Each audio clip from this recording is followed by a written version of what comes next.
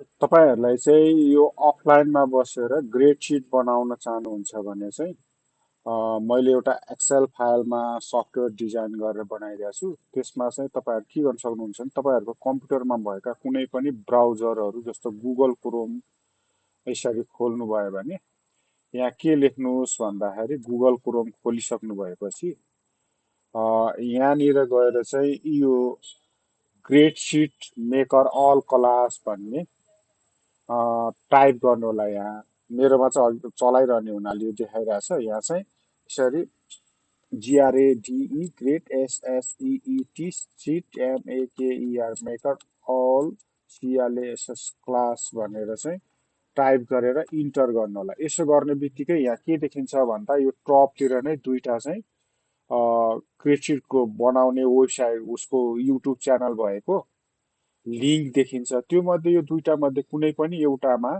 यो अक्षरमाथि चाहिँ यसरी क्लिक गर्नु होला। यसरी क्लिक गर्नु भएपछि के हुन्छ भन्दाखेरि चाहिँ युट्युब च्यानलको भिडियो खुल्छ। त्यो भिडियो खुलेपछि यसको सिधा अलिक तल सार्नु भएपछि यहाँ चाहिँ के छ भन्दा तलको निलो लिङ्कमा क्लिक गरेर फाइल डाउनलोड गर्नुहोस् भन्ने छ। अनि यहाँ अझ मोर पनि छ। यहाँ के गर्नु होला भन्दा नयाँ युजरहरूले चाहिँ यही देखाइरहेकै लिङ्कमाथि क्लिक गरेर डाउनलोड गर्नु होला होइन। पहिल्यैदेखि चलाइरहनु हुने युजरहरूले चाहिँ यो मोरमा क्लिक गर्नुभयो भने अलिक तल जानुभएपछि यहाँ पेड युजर डाउनलोड लिङ्क भन्ने छ। यो माथि क्लिक गरेर डाउनलोड गर्नु होला। यसको फाइदा बेफाइदा के छ भन्दा यो पेड युजर डाउनलोड लिङ्कबाट चाहिँ तपाईँहरूले पछि आफ्नो स्कुलको नाम विवरणहरू चेन्ज गर्न पाउनुहुन्न होइन। त्यो चाहिँ मैले नै गरिदिनु पर्ने हुन्छ। अब यो फ्री युजरहरूले चाहिँ के गर्नुहोस् भन्दा यो माथिको डाउनलोड लिङ्कमा यसरी यहाँ माथि क्लिक गर्नुहोस्। त्यस पछाडि चाहिँ यो डाउनलोड गर्ने गरेर कहाँ सेभ गर्ने भनेर सोध्न सक्छ। यो चाहिँ तपाईँहरूको कम्प्युटरको आफ्नो सेटिङ अनुसार फरक पर्छ। कुनैले सोध्छ कुनैले नसोध्ला। यसरी सोधेपछि तपाईँहरू जस्तो अब कहाँ राख्नुहुन्छ त होइन। यसो गर्नु भएपछि जस्तो मानिलिउँ मैले चाहिँ एफमा राखेँ अरे यहाँ होइन। अब एफमा राखेँ अनि सेभ गरेँ। यसरी सेभ भइसकेपछि यहाँनिर एउटा एरोमा उँधो फर्केको देखिन्छ। अब यसले के गर्नुहोस् भन्दाखेरि यो फाइल डाउनलोड भयो नि यही फाइलमाथि चाहिँ क्लिक गर्नु होला।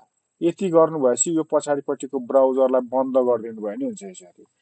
अनि अब के गर्नुहोस् त भन्दाखेरि यो फाइलमाथि क्लिक गर्नुहोस् र यसरी चाहिँ डबल क्लिक गर्नुहोस्। अनि यसले चाहिँ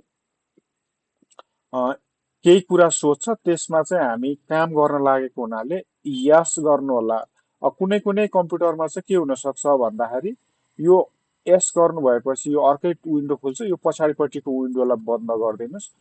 कुनै कुनै कम्प्युटरमा के हुन्छ भन्दा यस्तो यस र नो नसोधिकन यहाँ निलो स्क्रिनमा चाहिँ विन्डो 11हरू छन् भने चाहिँ निलो स्क्रिनमा चाहिँ केही कुरा सोधेका हुन्छ। अनि डोन्ट एलो यस्तै यस्तै मेसेज देखाएको हुन्छ। यहाँतिर चाहिँ मोर इन्फो भन्ने देखाइरहेको हुन्छ। त्यो मोर इन्फो माथि क्लिक गर्नुभयो भने यहाँ तल चाहिँ रन एनिवे भन्ने अप्सन आउँछ। अनि त्यो रन एनिवेमा क्लिक गर्नुभयो भने बल्ल एस नो भनेर सोध्छ। अनि यस गर्नुभयो भने बल्ल यो स्क्रिन आउँछ। यसरी यो स्क्रिन आइसकेपछि चाहिँ तपाईँहरूले केही पनि गर्न पर्दैन। मात्रै के गर्नुहोस् त यो इन्स्टलमा क्लिक गर्नुहोस्। अनि यसले जबसम्म अर्को मेसेज दिँदैन तबसम्म आनन्दले बस्नुहोस् र अर्को मेसेज आइसकेपछि तपाईँले ओके गर्नुहोस् अनि फिनिस गरिदिनुहोस्। त्यति भएपछि यो सफ्टवेयर चाहिँ अटोमेटिक आफ्नो ठाउँमा इन्स्टल हुन्छ। मेरोमा चाहिँ पहिल्यै भएकोले मैले यहाँ केही इन्स्टल गरेन यसलाई क्यान्सल गरिदिएँ। तपाईँहरूले चाहिँ यसरी गर्दा मैले चाहिँ सोधिरहेछ मैले चाहिँ क्यान्सल गर्ने भए क्यान्सल गरिदिएँ। यति गर्नु भएपछि तपाईँहरूको के हुन्छ त भन्दाखेरि त्यो सफ्टवेयर इन्स्टल हुन्छ। सफ्टवेयर इन्स्टल भएपछि यहाँ डेस्कटपतिर नै एउटा के छ भन्दा यस्तो खालको चाहिँ प्रोग्राम स्टार्टर भन्ने देखाउन सक्छ। त्यो फोल्डरभित्र गएर चाहिँ तपाईँले प्रोग्राम रन गर्न सक्नुहुन्छ। नयाँ नयाँ युजरहरूले जसलाई मैले चाहिँ पहिल्यैदेखि चलाउन दिइरहेछ उहाँहरूको लागि चाहिँ यो माथिको शुद्ध सफ्टवेयर मैले हालिदिइसकेको छु। उहाँहरूले चाहिँ अब त्यति गर्नुभएछ अरू केही गर्न पर्दैन। सिधै यहीँबाट चाहिँ तपाईँहरू डिजाइन वान डिजाइन टू कुन चलाउनु भएको छ त्यसलाई त्यहीँबाट ओपन गरेर चाहिँ आफ्नो स्कुलको नामहरू विवरणहरू चेन्ज गर्न सक्नुहुन्छ। अर्थात् त्यहीँनिर इम्पोर्ट भन्ने छ, इम्पोर्टमा गएर चाहिँ अ, नामहरू इम्पोर्ट गर्न सक्नुहुन्छ। त्यसरी चाहिँ तपाईँहरूले सजिलैसँग चाहिँ चलाउन सक्नुहुन्छ। अनि अहिले चाहिँ मैले के गरिदिएको छु भन्दाखेरि कुनै पनि एउटा क्लासमा 5जनासम्म मात्रै विद्यार्थी हुने स्कुलहरूले चाहिँ फेरि चलाउन मिल्ने गरी चाहिँ यसमा चाहिँ यसरी अ, छोडिदिएको छु। तपाईँहरूले फेरि भर्सनमा चाहिँ हरेक क्लासमा 5जनासम्म मात्रै विद्यार्थी छ भने चाहिँ मजाले चलाउन सक्नुहुन्छ। 5जना भन्दा बढी विद्यार्थी हुनेहरूले चाहिँ पैसा तिरेपछि मात्रै मैले त्यसको लिमिटेसन बढाइदिन्छु अनि तपाईँहरूले चलाउन सक्नुहुन्छ। यसो गर्नको लागि अब विद्यालयको विवरण चेन्ज गर्न विद्यालयको नाम परिवर्तनमा जानुहोस् अनि चेन्ज स्कुल नेममा जानुहोस्। हो, यहाँ तपाईँहरूको आफ्नो विवरण भरेर प्रोसेस गर्नुहोस्। चेन्ज हुन्छ आफ्नो विवरण यहाँ माथि चेन्ज हुन्छ। त्यति चेन्ज भएपछि सबै ठाउँ चेन्ज हुन्छ। यो लोगो चेन्ज गर्नलाई यही लोगो माथि चाहिँ क्लिक गरेर तपाईँहरूको लोगो कहाँ छ त्यहाँ सेलेक्ट गरेर ओपन गर्नुभयो भने त्यहाँ ओपन हुन्छ।